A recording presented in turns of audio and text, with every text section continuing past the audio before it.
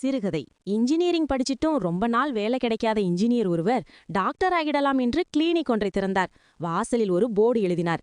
எந்த வியாதியாக இருந்தாலும் 500 ரூபாயில் குணப்படுத்தப்படும். உங்கள் வியாதி குணமாகவில்லை எனில் 1000 ரூபாயாக திருப்பி தரப்படும்.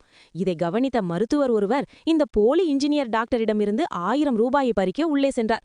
டாக்டர், என் நாக்குல எந்த சுவையும் உணர முடியல. நர்ஸ், அந்த 233ஆம் நம்பர் பாட்டில்ல இருக்கிற மருந்தை இவர் வாயில 3 சொட்டு விடுங்கன்னாரு இன்ஜினியர் டாக்டர். நர்ஸ் அவர் வாயில் மருந்தை விட்ட பிறகும், ஐயோ டாக்டர், இது பெட்ரோலாச்சே என்று அலறினார் இவர். வெரி குட், இப்போ உங்களுக்கு சுவையை உணர்த்தும் நரம்பு நல்ல வேலை செய்ய ஆரம்பிச்சிடுச்சு. உங்களால் எல்லா சுவையையும் உணர முடிகிறது. 500 ரூபாய் ஃபீஸை எடுங்கள். உண்மையான டாக்டர் வேற வழி இல்லாமல் ரூபாயை தந்துவிட்டு வெளியேறினார். ஆனாலும் 1000 ரூபாயை பெறும் முயற்சியை கைவிடவில்லை.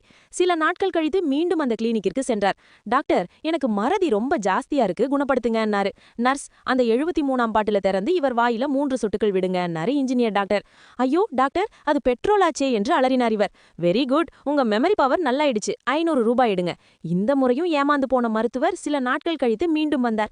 எனக்கு கண் பார்வை சரியில்லை, மருந்து தாங்க டாக்டர்.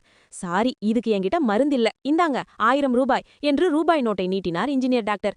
இது 10 ரூபாய் நோட்டாச்சே என்று பதறினார் இவர். வெரி குட், உங்க பார்வையும் நல்லாயிடுச்சு, எடுங்க 500 ரூபாய். நீதி, பொழைக்க தெரிஞ்சவன் எப்படியும் பொழைச்சுக்குவான்.